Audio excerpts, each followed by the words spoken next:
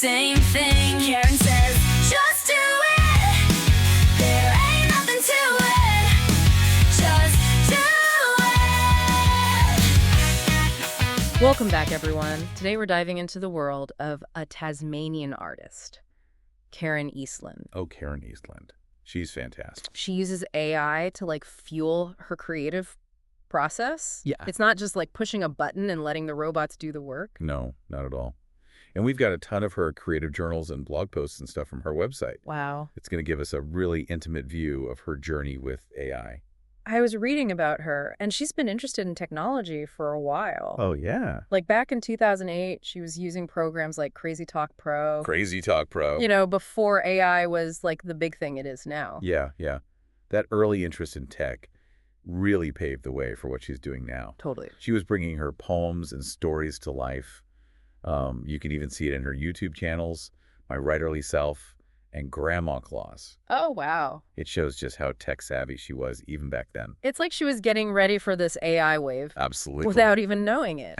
So how did that early experimenting turn into using AI for actual art? Well, one project that comes to mind is Gerrymanders from 2017. It's this multimedia experience that uses found footage, like existing video clips. Oh, cool. And it's mixed with Creative Commons music. It's this dark, satirical story. She's really good at bringing all these different things together. That's amazing. It sounds like she was already thinking about combining different creative mediums even before AI was as good as it is now. You're right.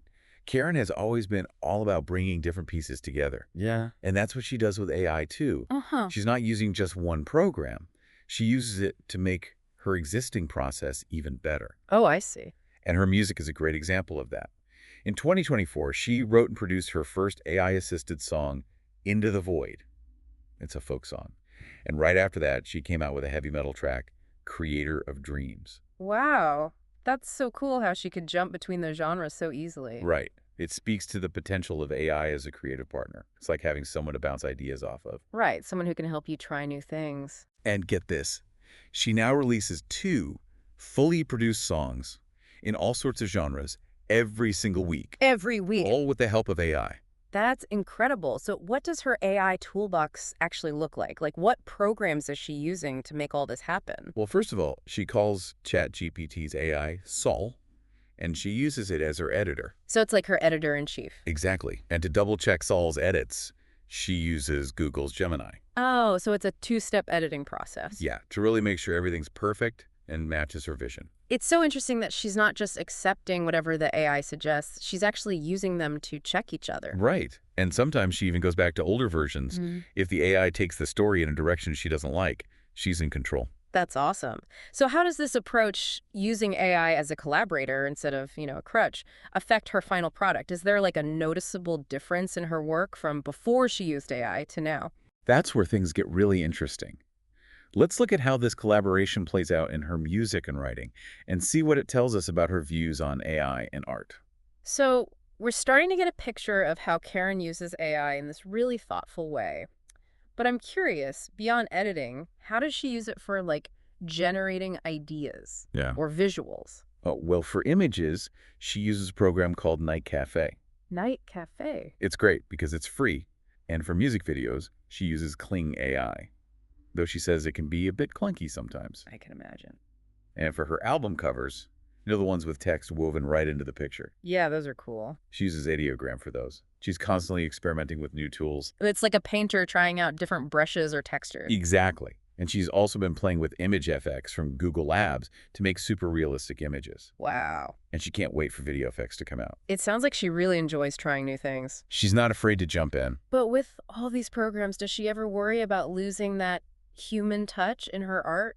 That's a great question, and it's something a lot of people ask about AI art. Right. Remember we talked about how she got some feedback and wanted to add a more personal touch to her channel? Yeah. Well, that got her interested in 11 Labs, for creating voice clones. Right. It's like she's using technology to bring more of herself into her art. Exactly. Which seems kind of counterintuitive. Well, she's thinking of using the voice clone for presentations and discussions on her YouTube channel. Interesting. It all ties back into her fascination with AI and art and how they can work together.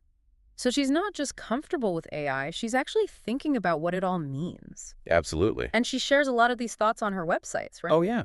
She's got My Writerly Self and her portfolio site. She shares articles, creative journals, all sorts of things. It sounds like she's really passionate about sharing her journey.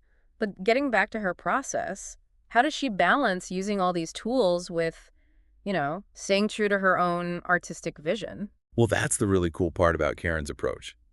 She doesn't let the AI run the show. Yeah, She uses it to explore possibilities, brainstorm. I see. She even talked about how she'll sometimes go back and forth between Sol, her ChatGPT editor, and Gemini, Oh, wow. just bouncing ideas off of them. So it's like she's using them as sounding boards to push herself creatively. Yes, and she's taking advantage of how fast AI can process information, but she never gives up that final creative control. Right, she's still the artist. Exactly. So, with all this focus on AI, what kind of projects is she working on now? That's what I want to know. She's finishing up 2 novelettes, Josephine and Jason, from her Josephine Marlin series, and Pentag from the Sin Eater series. Okay, those sound really interesting. And she's also wrapping up her episodic serial, The Adventures of Millie and Sandra. Wait, what's that one about? It's about identical twin sister dragonfly shifter witches. Hold on, Dragonfly Shifter Witches. Okay, we got to hear more about that. It's a wild blend of fantasy and I supernatural. bet. She's going to release the series as a 6-book set with a bonus book of spells and rituals. That's so creative. And all of this with the help of AI, it really makes you wonder how technology is changing things for artists. Do you think this AI art is just a trend, or is it here to stay? That's a really good question. Hmm. And I think Karen's work gives us some clues. We're seeing more and more artists playing around with AI, and the programs are getting better all the time. Right. But the important thing is how Karen's using those tools. She's not just letting the AI tell her what to do. Right. She's using it as a partner to explore and grow. It's all about finding that balance between human creativity and what technology can do. Exactly. And that's something we can definitely dive into more as we explore Karen's thoughts on the future of AI in art. When we talk about AI being a creative partner, it's still kind of hard to grasp. Yeah. Can you give me an example of how that partnership actually works in Karen's process? Well, remember how we were talking about ChatGPT's AI? Yeah. Well, she doesn't just use Sol to edit her writing. Oh. She uses it to actually, craft narratives for her music videos. So she's using AI for storytelling, not just grammar. Exactly. She'll give Sol a basic idea, a theme, and then they'll kind of go back and forth, like brainstorming partners refining the story. So they're both really contributing to the creative process. Exactly. And that's where using different AIs becomes super important. Right. Remember how she uses Google's Gemini to double-check Sol's work? Right, like a second set of eyes. Exactly. So she's not just blindly accepting what one AI tells her. Yeah. She's comparing different perspectives. Right. And then she makes her own choices based on what she thinks works best. It sounds like she's really good at using the strengths of each program. She is. You mentioned earlier that she uses Google's Notebook LM for podcasting. Oh, yeah. Can you tell me more about that? Yeah. It's one of the newer tools she's been using. Okay. And the really interesting thing about Notebook LM is this interrupt button. An interrupt button. You can actually interrupt a conversation with the AI, Oh, wow. like ask a question or change the direction of things. Oh. It makes the whole interaction much more dynamic and responsive. Yeah, it's not just about putting in data and waiting for an output anymore. Exactly. And that back and forth is key for really unlocking the potential of AI as a creative partner. So it seems like Karen's really a trailblazer in this world of AI-assisted art. Absolutely. She's not just using the tools, she's shaping how they're used and showing people what this kind of collaboration can look like. And she's not afraid to push boundaries. Not at all. And her approach is so inspiring. She's shown us that AI can be more than just a gimmick. It can be a powerful tool for artists. Yeah. And it all comes down to how we, as humans, decide to use it. She reminds us that at the heart of it all, art is about humans expressing themselves, Yeah. connecting and sharing our vision with the world. And AI can be a really powerful partner in that.